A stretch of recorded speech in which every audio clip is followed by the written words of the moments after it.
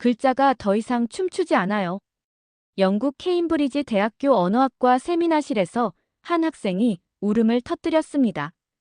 평생 글자와 싸워온 난독증 환자가 처음으로 또렷하게 문자를 읽을 수 있게 되었다는 소식이었는데요. 특별한 점은 그 문자가 바로 한글이었다는 것입니다. 최근 영국 의학계에서 새로운 연구 결과가 발표되어 화제가 되고 있습니다.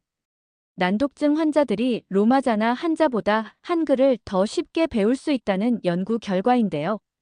특히 케임브리지 대학교의 신경언어학 연구팀은 한글의 과학적 원리가 난독증 환자의 뇌 활성화에 긍정적인 영향을 미친다는 사실을 밝혀내며 세계 의학계를 깜짝 놀라게 했습니다.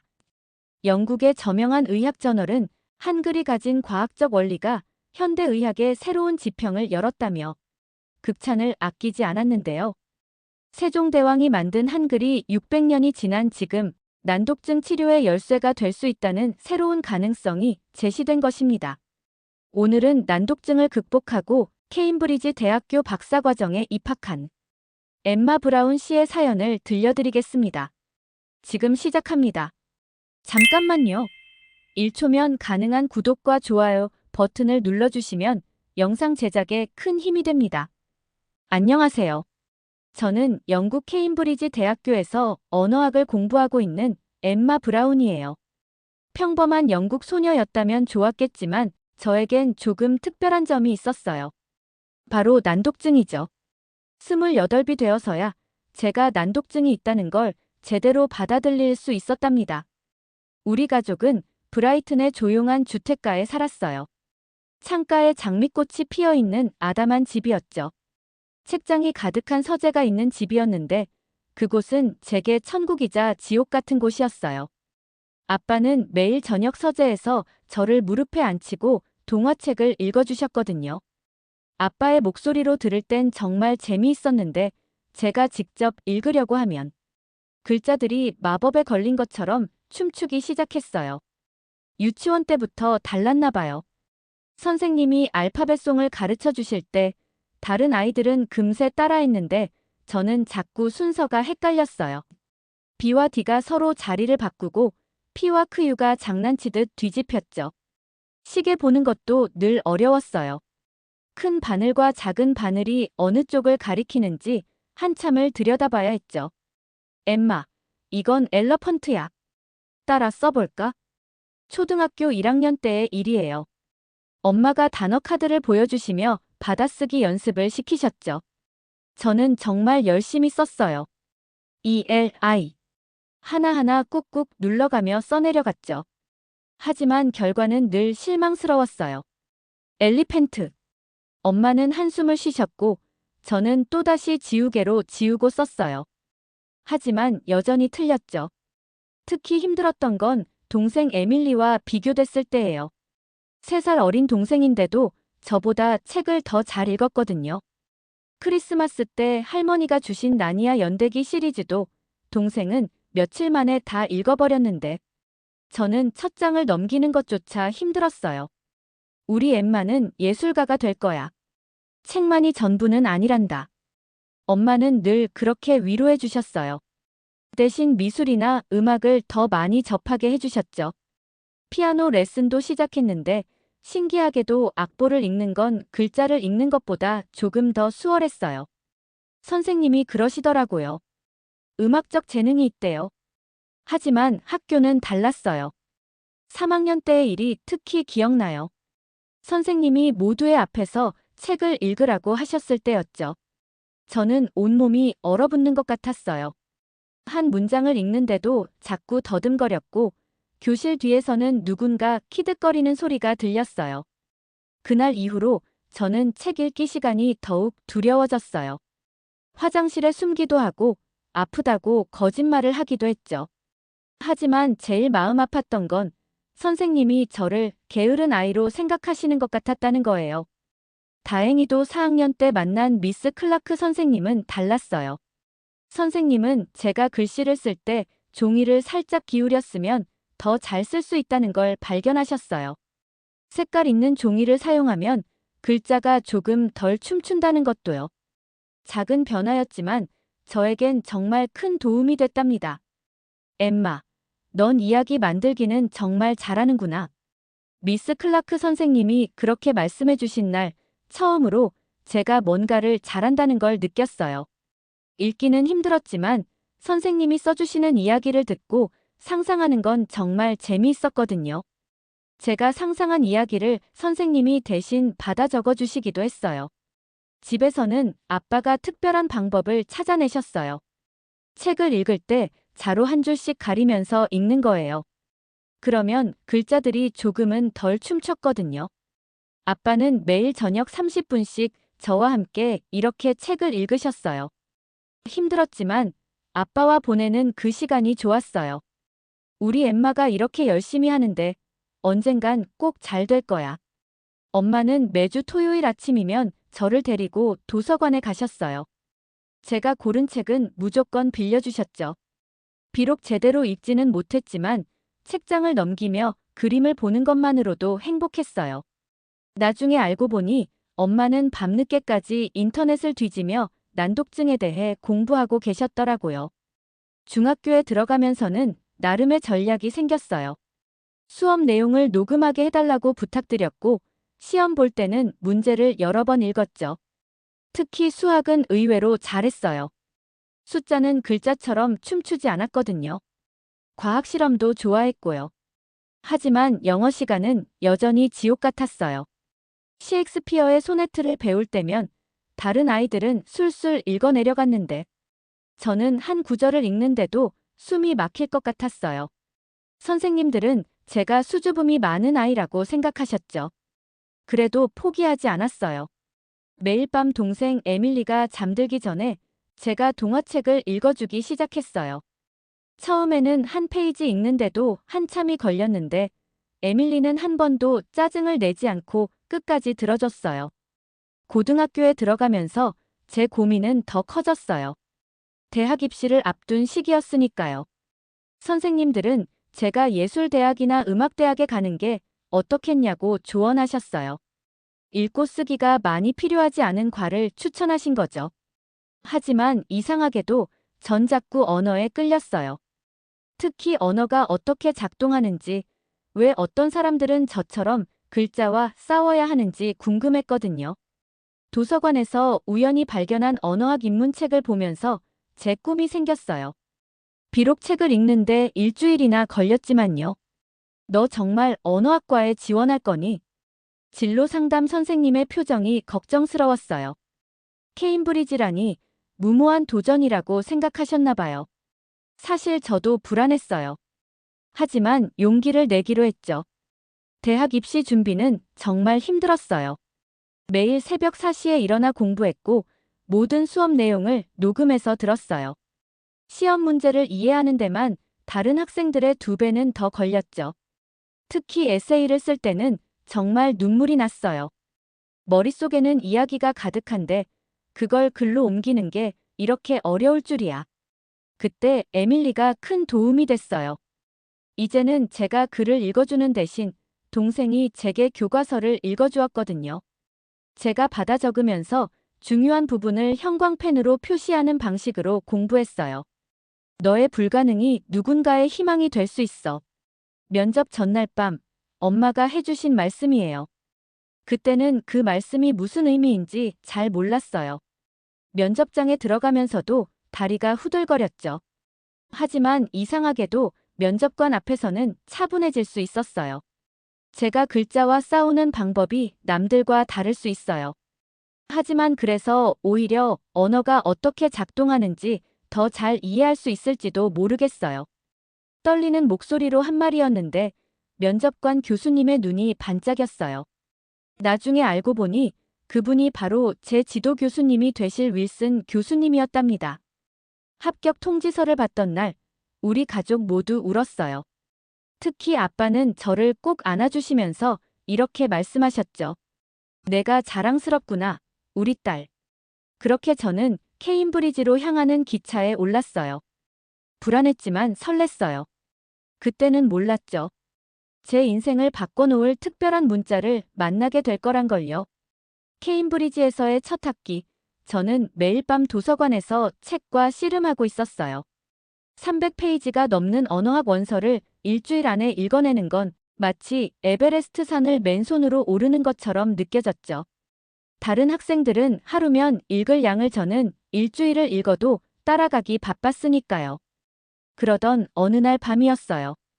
도서관 구석에서 언어학 과제와 씨름하다가 잠시 휴식을 취하려고 유튜브를 켰죠.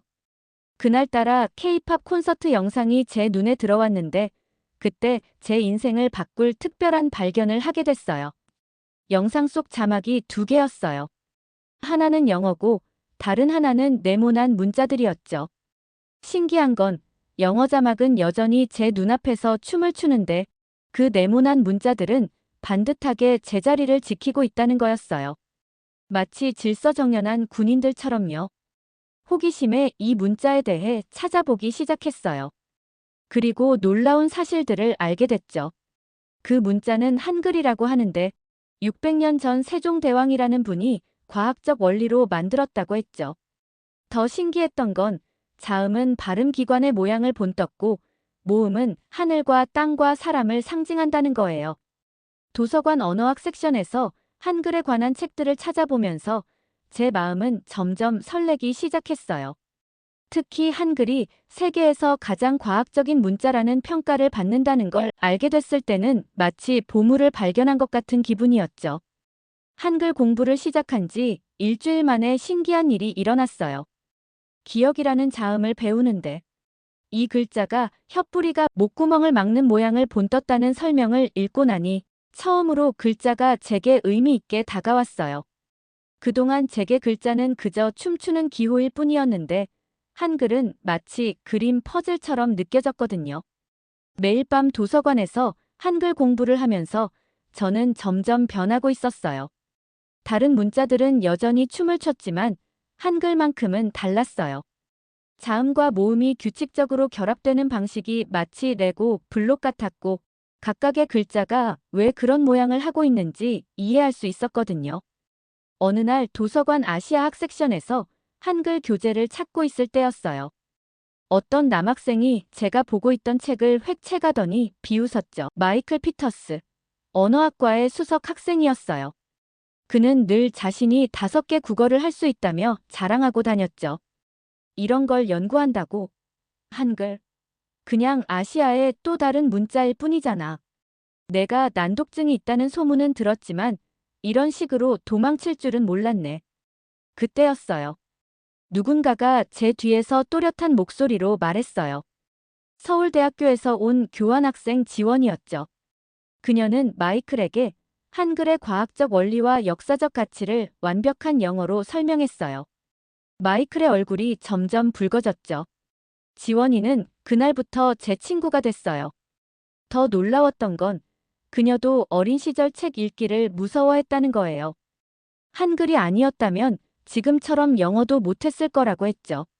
지원이는 제게 한글을 가르쳐주기 시작했고 저는 그녀에게 영국 문화를 알려줬어요. 그러던 어느 날 지원이가 흥미로운 제안을 했어요. 서울대학교 언어학과에서 진행하는 문자체계가 학습에 미치는 영향 연구에 제가 참여해보는 게 어떻겠냐고요. 연구진들이 제 사례에 관심이 있다는 거였죠. 한편 마이클은 계속해서 저를 괴롭혔어요. 수업 시간에 제가 발표할 때면 일부러 어려운 질문을 던지고 제가 더듬거리며 읽을 때마다 동료들과 키득거렸죠. 하지만 이상하게도 전 더 이상 예전처럼 무너지지 않았어요. 점점 더 많은 시간을 한글 연구에 쏟았어요. 지원이와 함께 한글의 제작 원리를 공부하면서 놀라운 사실들을 계속 발견했거든요. 특히 훈민정음 해례본의 영문 번역본을 읽으면서는 정말 깜짝 놀랐어요. 600년 전에 이렇게 체계적으로 문자를 만들었다니. 하지만 마이클은 여기서도 제 발목을 잡으려 했어요. 어느 날은 제가 준비하던 한글 관련 연구 자료들을 고의로 커피를 쏟아 망쳐놓기도 했죠. 심지어 교수님들께 브라운이 난독증 때문에 도망치려고 이상한 연구를 하고 있다고 험담을 하고 다녔어요. 그러던 중 기회가 찾아왔어요. 학과에서 주최하는 학부생 연구 발표회였죠. 지원이가 제안했어요. 우리가 함께 연구한 내용을 발표하자고요. 난독증 환자의 문자 인지 과정에서 나타나는 한글의 특이성이라는 주제였어요. 발표 준비는 정말 힘들었어요. 밤을 새워가며 자료를 만들고 발표 연습을 했죠. 특히 파워포인트 슬라이드를 만드는 게 큰 과제였는데 지원이가 아이디어를 냈어요. 영어와 한글을 나란히 보여주면서 제가 실제로 각각의 문자를 어떻게 인식하는지 시각화하자고요. 발표 당일 강당은 거의 꽉 찼어요. 마이클도 앞줄에 앉아 있었죠. 그의 비웃는 표정이 보였지만 이상하게도 더 이상 두렵지 않았어요. 떨리는 목소리로 발표를 시작했죠. 제가 준비한 첫 슬라이드는 충격적이었대요. 제가 실제로 보는 것처럼 글자들이 흐트러지고 춤추는 영어 문장과 반듯하게 정렬된 한글 문장을 나란히 보여줬거든요. 청중들 사이에서 작은 탄성이 들렸어요. 발표의 핵심은 한글의 과학적 원리였어요. 모든 자음이 발음기관의 모양을 본떴다는 점, 기본 자음에서 획을 더해 새로운 자음을 만드는 규칙성, 모음이 하늘과 땅과 사람을 상징한다는 철학적 의미까지. 지원이가 한글 부분을, 제가 난독증 환자의 시각에서 바라본 한글의 특징을 설명했죠. 특히 관심을 끈 건 제가 만든 실험 결과였어요. 저처럼 난독증이 있는 5명의 학생들에게 다양한 문자로 된 같은 내용의 텍스트를 읽게 했거든요. 놀랍게도 모두가 한글을 읽을 때 가장 적은 오류를 보였다는 거예요. 청중 속에서 윌슨 교수님의 눈빛이 반짝이는 게 보였어요. 반면 마이클의 얼굴은 점점 굳어갔죠. 그가 질문 시간에 일어났을 때 저는 깊게 숨을 들이마셨어요. 이건 그저 우연의 일치일 뿐이에요. 5명이라니 너무 적은 표본 아닌가요? 마이클의 날카로운 질문에 강당이 조용해졌어요. 하지만 이번엔 제가 준비되어 있었죠. 노트북을 열고 파일 하나를 보여줬어요. 서울대학교 언어교육원에서 진행한 대규모 연구 결과였죠. 지원이가 구해준 자료였는데 거기엔 한글이 다른 문자 체계보다 학습 속도가 빠르다는 통계가 있었어요. 그리고 제가 직접 만든 작은 앱도 시연했어요. 컴퓨터 동아리 친구의 도움을 받아 만든 거였는데 영어 문장을 한글의 제자 원리를 적용해 재배열하는 프로그램이었죠. 마치 한글처럼 소리나는 대로 글자들을 묶어주는 거예요. 발표가 끝나고 기다리고 있던 순간 윌슨 교수님이 다가오셨어요. 교수님의 표정은 마치 새로운 보물을 발견한 것 같았죠. 브라운 양, 자네 연구가 매우 흥미롭군. 혹시 이걸 더 발전시켜 볼 생각 없나?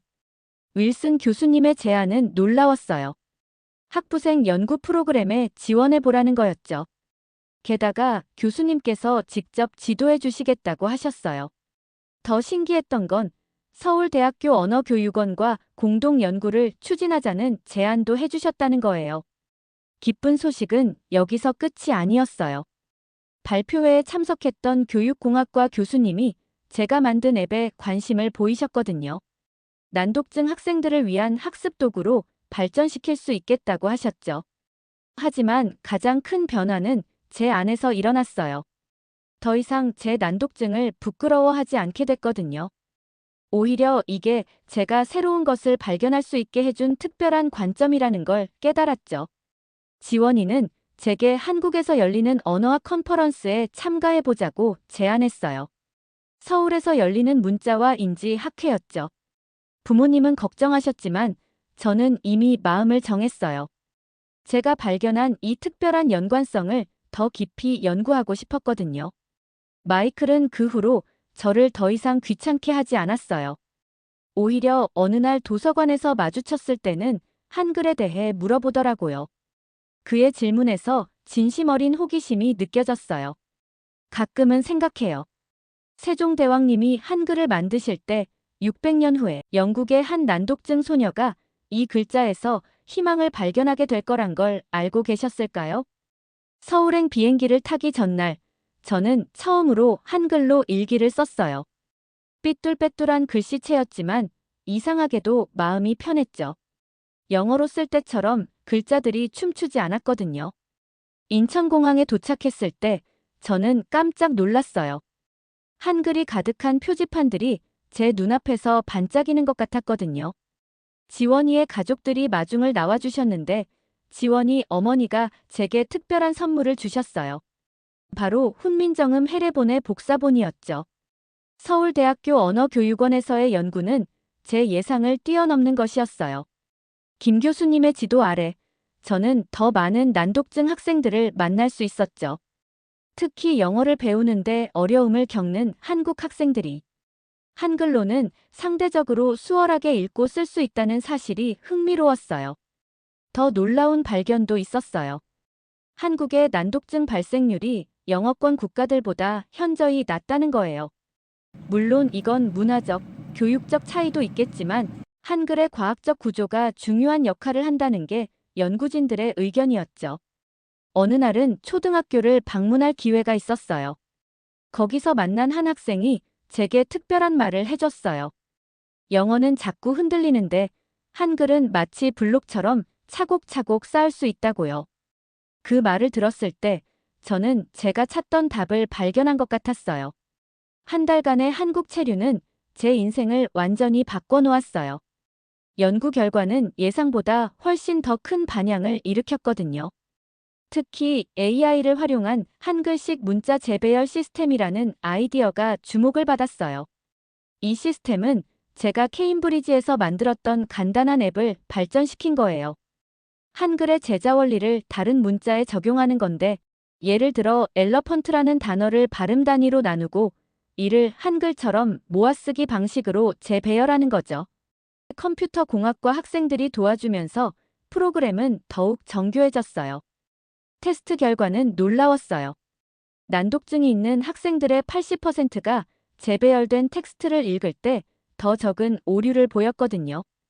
특히 중학생 그룹에서 효과가 컸답니다. 하지만 모든 게 순조롭지만은 않았어요. 일부 언어학자들은 이런 접근이 오히려 학생들의 정상적인 언어 발달을 방해할 수 있다고 우려했죠. 마이클도 케임브리지에서 이메일을 보내왔어요. 제 연구가 너무 한국 중심적이라고 비판하더라고요. 그때 김 교수님이 해주신 말씀이 아직도 기억나요. 과학적 발견은 늘 논쟁을 동반하는 법이에요.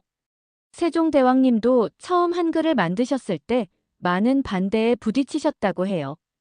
돌아오는 비행기에서 저는 새로운 결심을 했어요. 이제는 제가 받은 도움을 다른 이들과 나눌 차례라고요. 케임브리지로 돌아가면 난독증 학생들을 위한 스터디 그룹을 만들기로 했어요. 케임브리지로 돌아온 후 저는 더 바빠졌어요. 윌슨 교수님의 도움으로 글자와 마음이라는 스터디 그룹을 시작했거든요. 처음에는 3명의 난독증 학생들과 함께였는데 한 달 만에 15명으로 늘었어요. 특히 기뻤던 건 마이클이 자신의 동생을 데려온 거예요. 그 애도 난독증이 있었나 봐요. 마이클이 그동안 저를 못살게 굴었던 건 어쩌면 동생에 대한 걱정과 미안함 때문이었을지도 몰라요. 한국에서 개발한 프로그램은 계속 발전시켰어요. 교육공학과와 협력해서 AI 기술도 접목했죠. 이제는 학습자의 패턴을 분석해서 맞춤형으로 텍스트를 재구성해주는 수준까지 왔어요.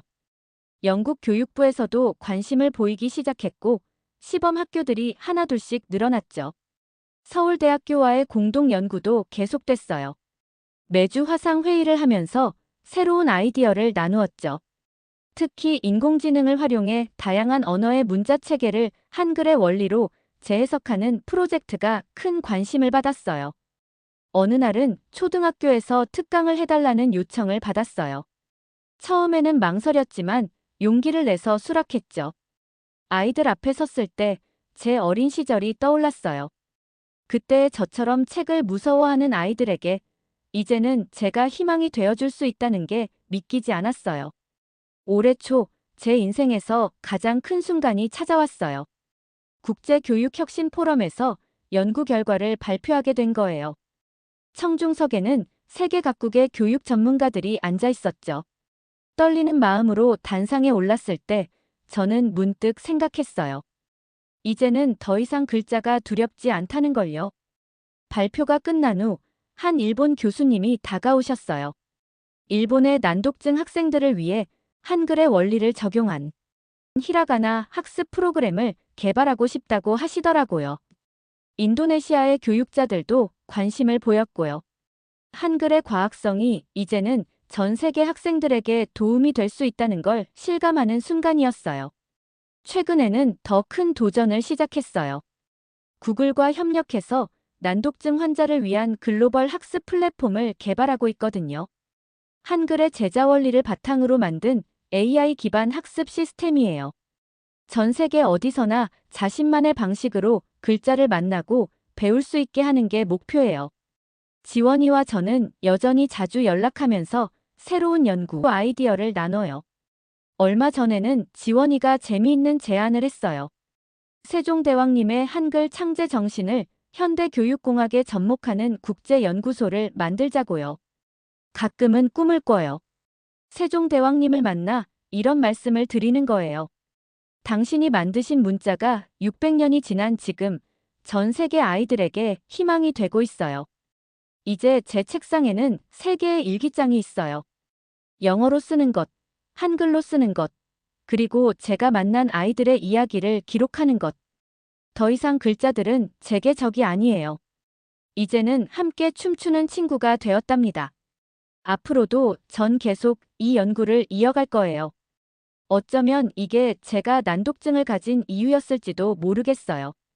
다른 시각으로 세상을 보고 새로운 가능성을 발견하기 위해서요. 그리고 그 과정에서 만난 한글은 제게 단순한 문자 이상의 의미가 되었답니다. 오늘 사연 어떻게 보셨나요? 영국의 한 난독증 환자가 한글을 통해 새로운 희망을 발견하고 그것이 전 세계 수많은 이들에게 도움이 되는 이야기였습니다. 한글의 과학적 원리가 현대 기술과 만나 새로운 가능성을 열어가는 모습이 특히 인상적이었는데요.